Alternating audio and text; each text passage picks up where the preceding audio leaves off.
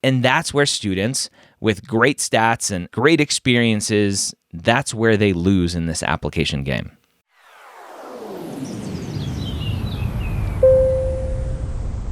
Welcome to Ask Dr. Gray Pre-Med Q&A, brought to you by Blueprint MCAT. How are you doing today?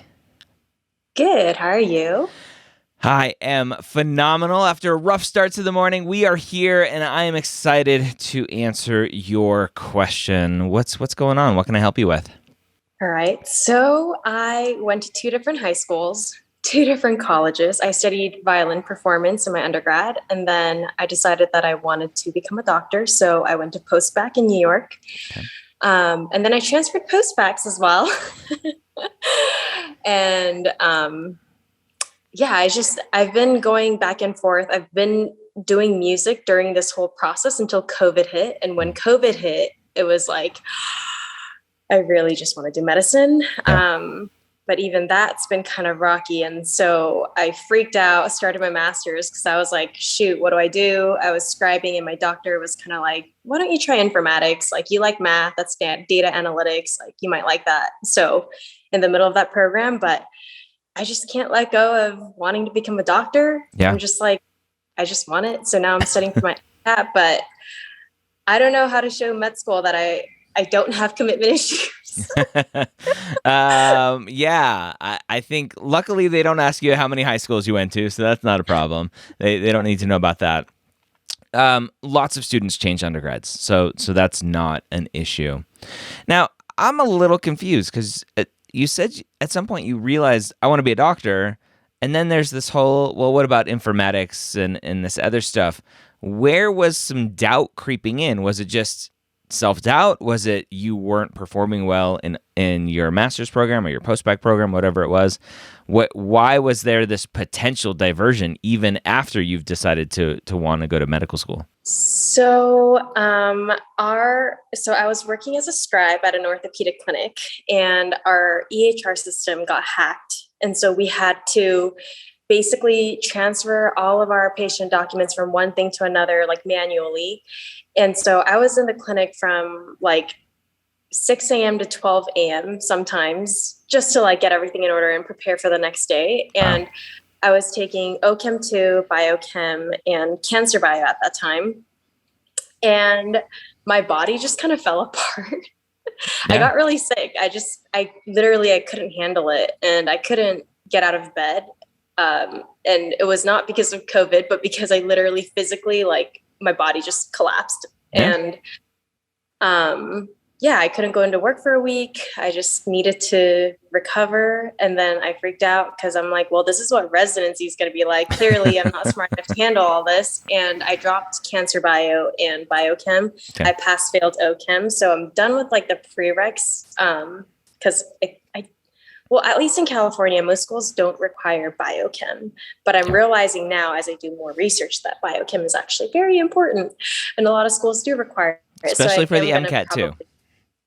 Yeah, I'm definitely realizing that. Okay. So that's kind of why I pivoted last minute and I started this master. But I do have a decent postbac GPA. I have a 3.96 just because of the past and COVID. Yeah. Helped out with that. Yeah. How many credits? In total for my premed? Yeah. For your postbac? It's just the Gen Chem, Physics, OChem, and then the Bio. Okay, so not a lot of credits for your postbac. And then what about your undergraduate GPA? How was that? I have a 3.9, but that's in music. Yeah, and that's fine. So your GPA is not a concern, right? It's just a matter of you need some more potential prereqs, right? Have you done the whole Gen Chem series, the whole bio series, the whole physics series? You've done all of those. It just seems like you said some of them are pass-fail, so that's potentially why some of those credits aren't counting towards your GPA. Got it. Okay. So I think that you're going on fine there. Your concern is the commitment issue, right? Of why you keep hopping around. Now, undergrad is one thing. Lots of students change to undergrads. That's not an issue. The question would be, why did you hop around your postbac as well? Was that this whole like you got burned out and had to stop and then you restarted at another place? Is that what that is? Partially, I don't have a good reason in why I changed my postbac, and I think that's where I struggle. At the time, I was burned out. I went straight from undergrad to the postbac. I didn't have like a break, and going from music to or science courses was also kind of a switch. And I was also doing music at the same time, and I just I don't know. I just wanted to be back home in LA. Like New York City is a tough city, and I was going against like the smartest kids in the US, which also was like not a wise move for me to go from like Mississippi, like where everything's like Southern hospitality and, you know, people over grades, and then going to New York City, Columbia, where it's like grades are everything and competition is everything. And I'm really grateful that I did decently, but that environment was really hard for me. But going to USC, I realized any kind of pre-med world is kind of brutal, period, because you have to fight for every point. Unfortunately. Yeah. Yeah. Okay. All right. Got it. So your biggest concern is really the questions that are come from you hopping around undergrad and post-bac / master's, whatever. It's not an issue, right? I think a lot of students, whatever it is, as part of your journey, students will be like, well, what are they going to think about that? And what are they going to think about that? And oh my gosh, they're going to think this. And oh my gosh, they're going to think that. Like, nobody cares, right? And unless you're like withdrawing every other class, unless you're pass failing every other class pre-COVID, like they're not going to care. There are a million and one reasons for why students transfer programs or stop one program and start another, regardless of transferring. Right. And during COVID, there are lots of reasons why, right? Lots of people are like, well, if I'm just going to sit at home all day long, I don't want to pay outrageous rent for New York City. I'm just going to go back and move in with my parents and do whatever I need to do, whatever that looks like. So I think when you're explaining it, I don't think I would explain, well, the pressure and the competition got to me. I would come up with a different reason, a better reason than I can't handle the heat, because medical school is going to be just as brutal. Yes, hopefully you go to a good school where your classmates are great and there's not a lot of competition. But in reality, and I don't talk about this a ton, in reality, you're all competing again, right? You're all competing for that next thing. And I don't like to call it a competition because, again, like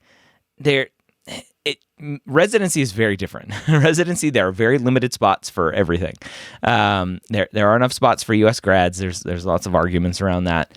But depending on what type of specialty you want to go into, if it's super, super competitive, then you need the best board scores. And yes, you can't literally beat that person next to you. Like your 99th percentile board score doesn't guarantee a spot over someone who gets 97th percentile board score. And so there's really no harm in being collaborative, right? My whole collaboration, not competition motto still works in medical school, but lots of students think it's a big competition again. So all saying, right, all to say, don't give the medical schools any sort of fear that you are going to burn out in medical school because of that competition level again. Right. So I have to also have faith in myself that I'm not going to get burned out, which is something else, right? Because I think that's something that man, it's hard. Like, how do I know what my potential is? How do I know, like, you know, what my limits are? And can I handle the heat? I mean, I don't. Yeah. I think that just comes from a lot of deep reflection and trying to figure out what has triggered you in the past to burn out. It sounds like previously being in the clinic from 6 a.m. to 12 a.m., right? For that long, what is that, 18 hours? Like anyone would burn out, especially when it's like just busy work and it's not literally like doing the thing that you think you love. Working 18 hours in a hospital taking care of patients, charting, talking to other team members, doing all of that kind of stuff for patient care is very different than busy paperwork. So the motivations behind what you're doing is very different. And the kind of reward that you get from doing it is very different. And I would assume, I would hope that 18 hours in a hospital actually doing patient care is going to light you up versus draining you down to bare bones in the clinic, which caused you to burn out because you're just doing monotonous paperwork. Yeah, that's a good point. Where can I experience that? I mean, should I just start volunteering at a hospital and see if I can? Yeah, at the end of the day, you need to make sure, every student needs to make sure that you like being around patients. Now, I love scribe work as clinical experience, but it's a little bit removed from patient care, right? Because it's a little bit more admin. You're just doing a lot of typing. You're part of the team. It's a great experience, but it doesn't give you that same satisfaction and joy of actually talking to, interacting with, touching a patient. And so if you want to keep scribing, great if you're still doing it. But I would also add on something else that gets you a little bit closer to patients so that you can interact with them and make sure that they light you up the way that you hope they're going to for the rest of your career. Gotcha. So I just recently got a job at PPD. I don't know if you've heard of that company. Mm-mm. It's a clinical research company, and I'm working as a project assistant. My start date is next week. Is it a CRO? Sort of. Yeah. Okay. Yeah. So if I were to, I guess, like get a promotion, right now it's per diem, so I can do like my school, study for the MCAT, and work at the same time. But if I were to get a promotion, I would be a clinical research associate. Okay. I don't get patient interaction, but I do get to learn like how to do the IRB, do clinical research stuff. Like, so that's like not going to help me with my med school stuff at all. That's just for me to make money on the side and put food on. And I wouldn't really look at it from is it going to help with medical school? I would look at it going back to the core question that we just asked is it going to get you the exposure that you need to prove to yourself? Because it sounds like there's still a little bit of self-doubt inside of you as to whether or not this is exactly what you want. Man. Darn it. We get to the core of the problem here. That's like a stab in the heart, but like it's like true. But yeah, it's like a little sting. And honestly, maybe you do know this is what you want, but the self-doubt and fear is just crowding that out, and you need to work on that. So it's kind of 6 of one, half a dozen of another, where if you truly know this is what you want, but self-doubt is creeping in, you either get more of that clinical experience, which is the same, I would say, if you had the doubt of whether or not this is what you want. You just get more clinical experience to start pounding out, beating out of your head the self-doubt of, is this truly what I want, right? As it sounds like you can do it from an academic standpoint. That's not a concern. And that's a big issue for a lot of people where self-doubt comes in. For you, you've had a couple bouts where you've burned out. And it seems like those are very, from what you've told me, very reasonable situations where kind of anyone would get burnt out in those situations. And that is going to be very different than medical school and residency. And the likelihood is that you're going to get burnt out in those situations as well. And so the best thing that you can do for yourself is, number one, always, always, always keep in the front of your mind that you have to come first, right? We have this false kind of narrative in medicine that we have to put the patients first. And I think it's stupid, right? If you don't take care of yourself, then you're not going to be able to take care of other people. So I always had this motto in the hospital where food comes first, right? If I'm hypoglycemic because I haven't eaten in 12, 14, 16 hours, right? And I'm going to a code and I fall face first on the floor because I haven't eaten anything, like I'm not doing anyone any good. So I'm going to take an extra 3 minutes and go eat a protein bar or go do something. And the patient can wait a couple extra minutes, right? Food comes first. And so number one, take care of yourself first. Sleep, exercise, eat, hydrate, right? All of the normal kind of stuff. A little meditation, whatever you need, whatever works for you. And then you need to just make sure that you enjoy being around patients, and that is what you want, and you enjoy that. And then the rest will come. The burnout potentially will happen, and then it's how do you deal with it, right? How do you recognize the signs of burnout? And just go from there, right? It's self-care. At the end of the day, it's self-care as you go through this process.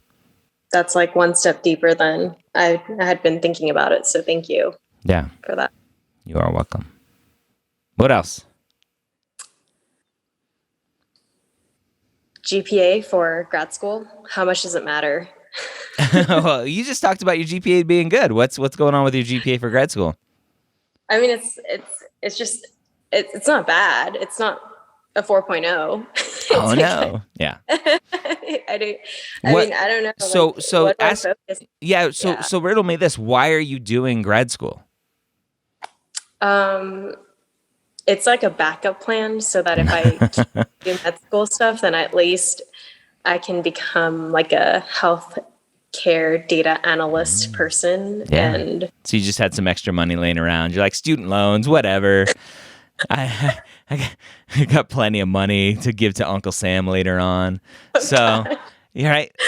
I mean, this is why I hate backup plans, because number one, you're wasting money to do something you don't want to be doing.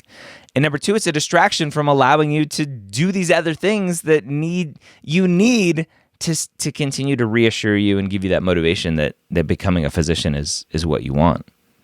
So I also like, the thing is like, man, like what the heck? People with like great GPAs, great stories, like in my program, like I'm like so confused because I have a friend who, perfect GPA, undergrad and postbac, great research stuff outside, whatever, great story, great personality, great human. Yeah. And she only gets into one school. Well, she got in, right? It only takes one. I mean, yeah, but I'm like, I'm not even half of her. And you cannot play the comparison game. Because you do not have full context on who that person is. You assume that she's telling you the truth and she has a 4.0. You assume that she's telling you the truth and she has this great MCAT score, right? And maybe you've seen her stats, and that's fine. You assume that she's done all these amazing things. You assume that she knows actually how to tell that story in an application. If you've watched any of my application renovation videos, there are 3.8, 3.9, 522 students out there not getting any interviews, not getting any acceptances because they're horrible at either recognizing why they want to be a doctor and telling their story, or they completely misunderstand what I think the application process is, and that's telling your story, right? And so they're out there going, I'm amazing, I'm compassionate, I'm hardworking, I am dedicated, I am the most special person you're ever going to admit, right? And they just come off as arrogant. Like it's just, you see it in application renovation. Like, I don't want to talk to you. So people, especially with your background, right, playing the violin, like that immediately is going to give you a leg up, because an interviewer is going to go, oh, that's really cool. I want to talk to this person. Because that's who you are. That's your story. But don't use the violin story as, well, playing violin taught me to be hardworking and to practice a lot and to be very motivated at my craft. And I'm looking forward to continue that same motivation in medical school, where I can turn that into blah, blah, blah. Like, that's what people do. And it's the wrong thing to do.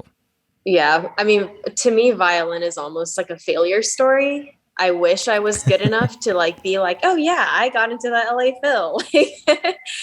Like it's more of like a heartbreaking breakup kind of a thing where it was a process for me to mourn and be like, okay, I'm gonna like switch. That took years.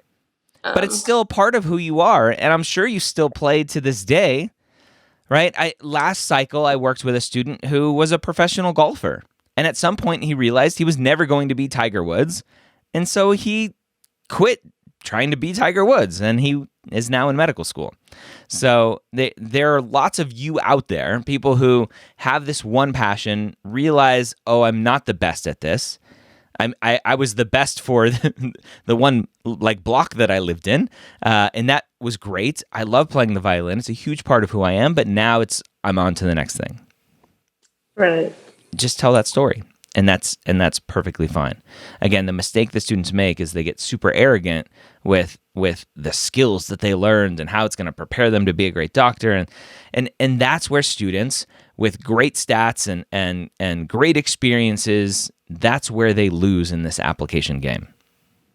It's interesting though, because for grad school applications, I thought you're supposed to show people that you have what it takes to be in the program. But I guess stats tell you that, and then you have to just be you. You have to be you, right? People, at the end of the day, this is where I think students forget. At the end of the day, humans are humans, and humans in this world have to interact with other humans.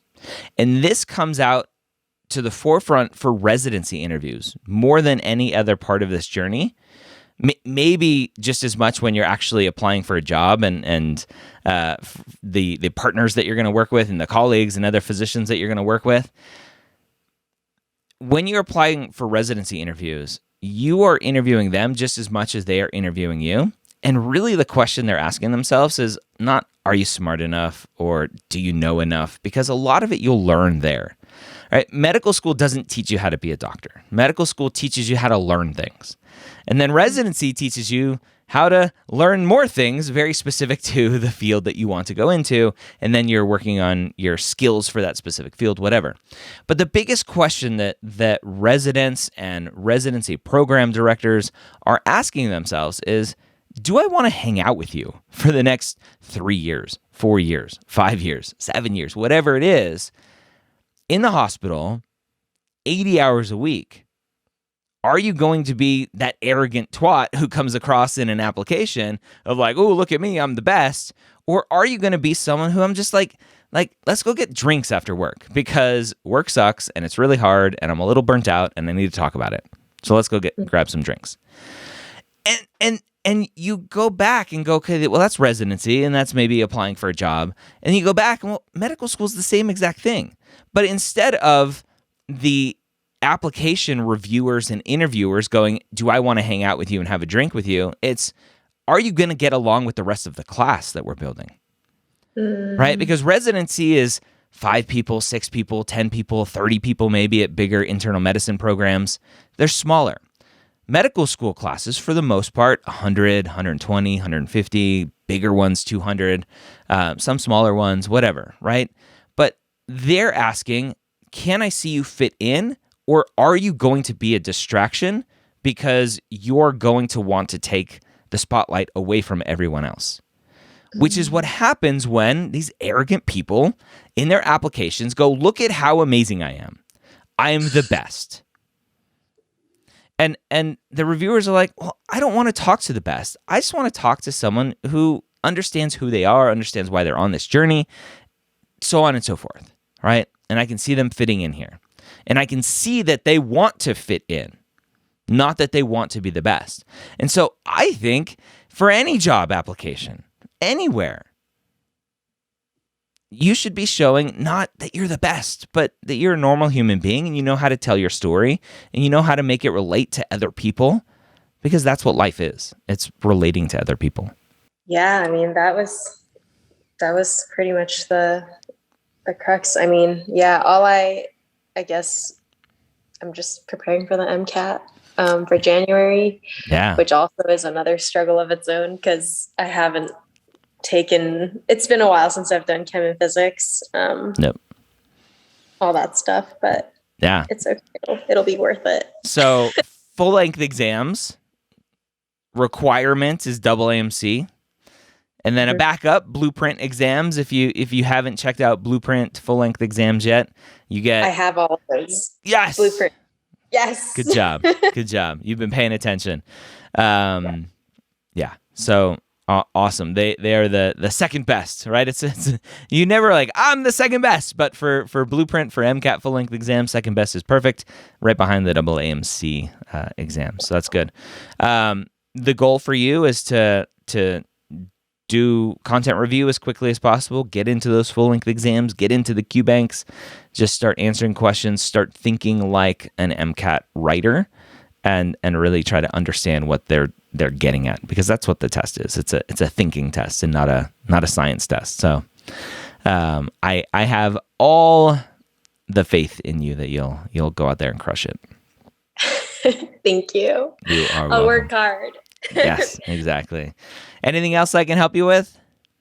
No, that's all. Thank you so much for your time and your input. It kind of like calmed down a part of the anxiety I had about, the whole transferring commitment issues. Good. Because now I'm just focusing on the wrong stuff, right? Like I should be focusing on self-care, confidence, getting more clinical experience, doing well in my MCAT. There you go. And stop comparing yourself to those other students. All right.